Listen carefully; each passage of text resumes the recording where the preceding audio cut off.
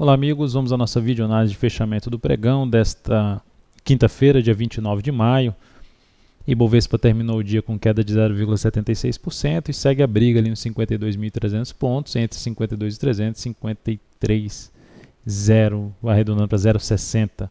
Então, entre 52 a 53 mil pontos. Esse seria o desafio aí do Ibovespa, entre 52.300 a 52 mil pontos como suporte, e a região de 53 mil até 53.300, que é essa máxima aqui, como resistência. Enquanto estiver aqui dentro dessa região, é um significado que na média os ativos estão tendo aí ou tendências indefinidas, ou aqueles que estão fazendo rompimentos, voltam rapidamente, enfim, a dificuldade em relação às operações, o andamento das operações. Acredito que muitos estejam sentindo isso. A gente até mesmo está sentindo isso, por exemplo, nas operações que eu vou comentar já já. PETR4, a Petro teve um pregão ruim, queda de 2,26%, uma queda que desde o início do pregão a gente já tinha comentado ontem na última videoanálise, uma chance de estar mais madura para um topo aqui, continuar um movimento de baixa.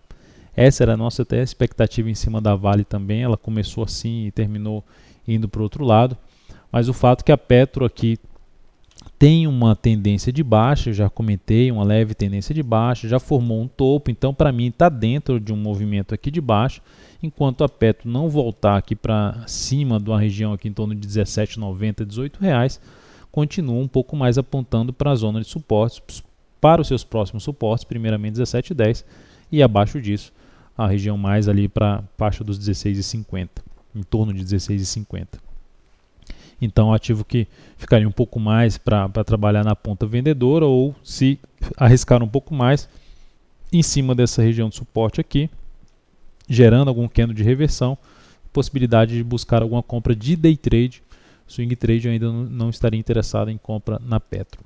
A Vale 5, dentro do que eu comentei ontem, fechou dessa forma. Se seria bom que montasse um topo, está maduro para montar um topo aqui, respeitando a região ali de 26,66, 26,60, 26,66. E ela fez isso, mas aí no decorrer do dia fez nova mínima e só reverteu aqui para cima, superando até essa máxima, que seria até um dos pontos de saída. Eu tive até um problema no finalzinho, fiquei sem link desde as 16h20, terminei não vendo aí o fechamento do pregão, mas de qualquer forma estamos ainda dentro da operação e avaliando a continuidade na mesma. Se, por exemplo, abre aqui subindo, mantendo aí nos primeiros 15 minutos acima desse patamar aqui de 26,72, já é uma possível saída dessa posição vendida aí na Vale. Mas por enquanto, dentro do que eu comentei na Petro, fez um movimento de subida, para mim está dentro do movimento de baixa, por mais que tenha feito a superação da máxima do que no anterior,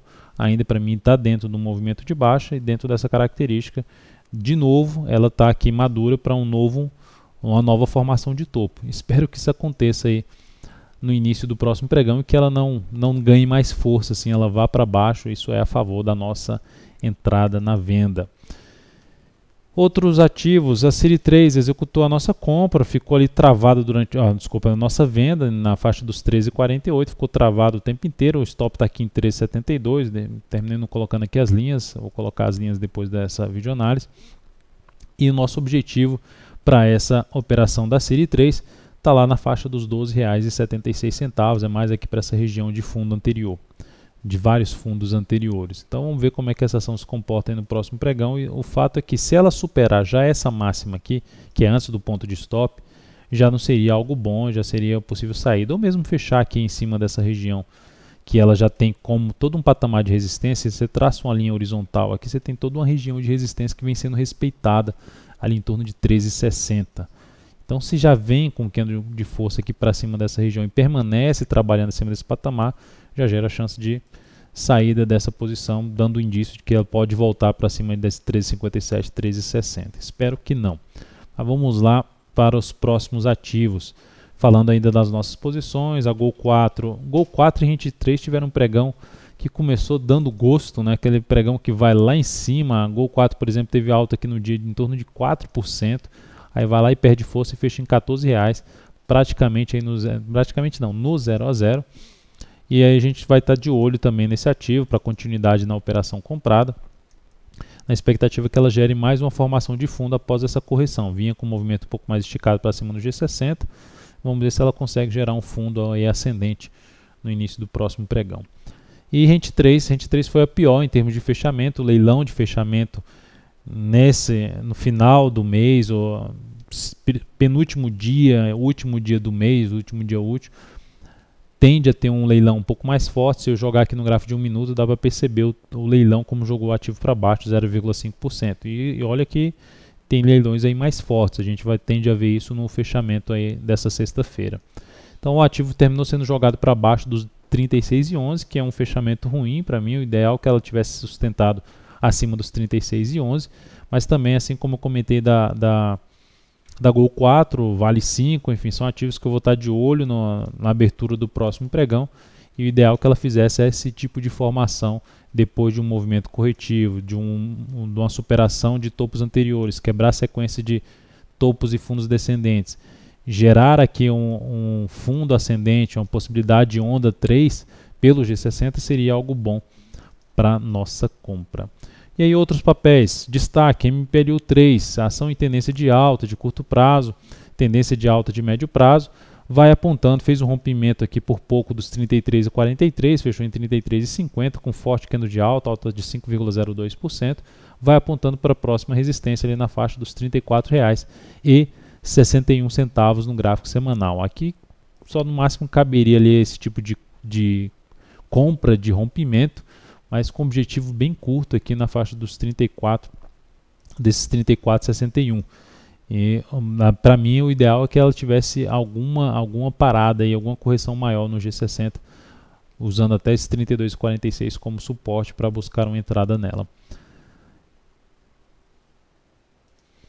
Outro destaque muito forte aqui foi a Pomo 4, o pregão de hoje com alta de 14,47%, movimento forte no G60 para cima, e um grande indício de reversão de tendência. Na realidade aqui já anulou a tendência de baixa, ela tinha aqui um topo descendente, já anulou essa tendência, só que comprar ficou, pelo menos para mim, bem complicado comprar depois de um grande candle de alta desse. Trabalhar com stop aqui embaixo, fica pouquíssimo provável esse tipo de entrada para mim. O ideal é que deixe acontecer esse movimento e a partir disso, voltando à movimentação normal do ativo, avaliar movimentos corretivos no gráfico diário em busca de compra. Rapt 4 também trazendo algum indício aí de uma retomada de tendência de alta, uma formação de fundo na mesma faixa de fundo anterior no gráfico semanal, depois de uma tendência de baixa mais forte no ativo, mas assim como a Pomo 4, eu aguardaria por alguma correção maior no gráfico diário, deixaria esse movimento se estender um pouco mais para buscar uma compra aqui mais abaixo.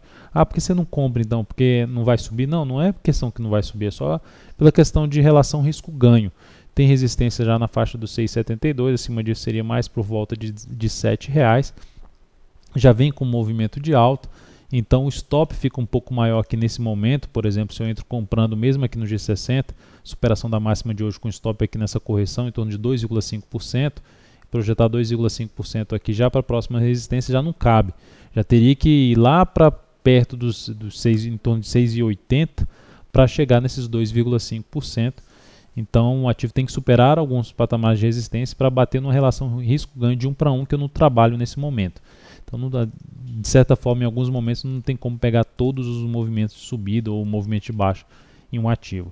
FLRY3, depois de um bom movimento de subida no gráfico semanal, dentro de todo esse movimento de baixa, bate num ponto ali de resistência em torno de R$ 17, começa a dar sinais de enfraquecimento, tentou fazer um rompimento aqui na primeira hora de pregão, não deu sequência, terminou vindo para baixo aqui dos R$ 17 no fechamento do pregão. É um ativo que eu ficaria, mesmo que esteja em tendência de alta aqui no gráfico diário, mais interessado em buscar uma venda mais arrojada aqui na FLRY3 a partir do próximo pregão. Possível perda da mínima do pregão de hoje, ou até mesmo aqui a perda dos R$ 16,84 e o stop acima da máxima de hoje, que foi R$ 17,10. E por último, o BVMF3, que foi um destaque de queda. A ação fechou com queda aí de 2,74%, uma queda realmente mais acentuada, saindo de uma zona de congestão e apontando com um movimento mais provável, por mais que tenha esticado aqui no G60 com chance de algum repique, movimento mais provável para a faixa de R$ 11,04, zona de suporte. O que me levaria a, pelo menos, avaliar como positivo e a possibilidade de buscar alguma compra no ativo, ainda com a expectativa de ter um movimento lá para a faixa dos 12,35, seria o retorno do preço para cima aqui de R$ 11,55. Essa faixa aqui que era topo anterior, que virou suporte aqui sendo testado várias vezes e foi perdido no pregão de hoje. Então um retorno rápido aqui para cima e passando a trabalhar isso aqui como suporte até no intraday é o que me chamaria atenção para uma entrada na compra em BVMF3. Então é isso, amigos, muito obrigado por sua atenção e também pelo acesso diário ao site daltonveira.com. Um grande abraço e até a nossa próxima videoanálise.